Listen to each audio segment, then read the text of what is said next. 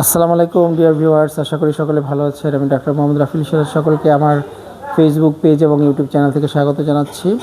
আপনারা অনেক সময় দেখেছেন অনেক লোক অর্থাৎ অনেক পেশেন্ট কিন্তু কিছু আনইউজুয়াল খাবার খায়। অনেকে মাথার চুল ছেড়ে খেয়ে ফেলছে, অনেকে কাদামাটি খেয়ে ফেলছে অথবা কলম বা লোহা গিলে খাচ্ছে এবং অপারেশনের পরে দেখা যায় অনেকগুলা কলম বা আনইউজুয়াল থিং যেগুলো আমরা সাধারণত খাবার না, ময়লা মাটি কাগজ এগুলো খাচ্ছে। আসলে একে একটি টার্ম বলা হয় মেডিকেলের ভাষায়, যেটাকে আমরা পিকা বলি, অর্থাৎ আয়রন ডিফিসিয়েন্সি এনিমিয়াতে পেশেন্ট কিন্তু এই রোগে ভোগে। অনেক সময় তারা আনইউজুয়াল যেসব জিনিসপত্র আছে এগুলো কিন্তু খাবার হিসেবে গ্রহণ করে এবং একটু সাইকোলজিক্যাল একটা প্রবলেম হয়।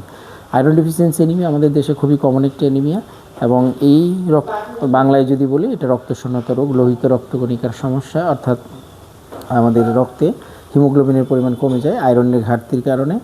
এবং এই আয়রন ডিফিসিয়েন্সি এনিমিয়াতে শুধু আমার আনইউজুয়াল খাবার যে খাচ্ছে সেটা না, সবার ক্ষেত্রে তা হয় না।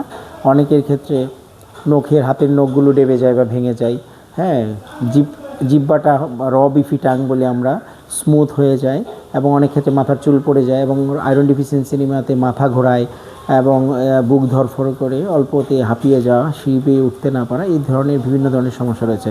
সাধারণত আমাদের যদি খাবারে যদি আয়রন সমৃদ্ধ খাবার না থাকে তাহলে কিন্তু এর সমস্যাটা হতে পারে। তাছাড়া কিছু কিছু ক্ষেত্রে আমাদের আয়রনের ঘাটতি হতে পারে যদি আমি বেশি পরিমাণ আমার ব্লিডিং হয়, অর্থাৎ ছেলেদের ক্ষেত্রে যদি পাইলস বা অ্যানাল ফিশার হয়, মেয়েদের ক্ষেত্রে মাসিকে বেশি বেশি রক্ত যায়, হ্যাঁ, যেই কারণগুলো যদি থাকে, অথবা আমি যদি প্রপারলি ক্রিমের ওষুধ না খাই তাহলে কিন্তু আমার ফ্যামিলিতে কিন্তু বাচ্চা কাচ্চা সহ সবারই কিন্তু আয়রন ডিফিসিয়েন্সি এনিমিয়া হতে পারে।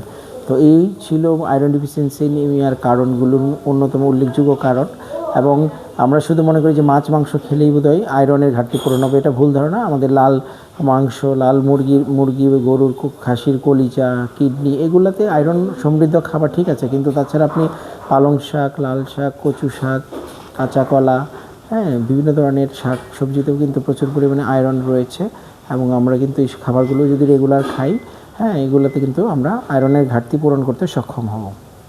এবং আরেকটি বিষয় হচ্ছে আয়রন ডিফিসিয়েন্সি এনিমিয়ার ক্ষেত্রে আমরা যে আয়রন সমৃদ্ধ খাবারগুলো খাই, আমরা যদি একটু লেবু নিয়ে নিই, লেবুর রস অর্থাৎ ভিটামিন সি আয়রনের কিন্তু অ্যাবজর্পশনটা বাড়িয়ে দেয়, সেক্ষেত্রে আমার বডি বেশি বেশি কিন্তু আয়রন শোষণ করতে পারবে। তো এই ছিল আজকে আমার আয়রন ডিফিসিয়েন্সি এনিমিয়া কথাবার্তা। আপনারা আশা করি এ থেকে কিছু হলে উপকৃত হবেন।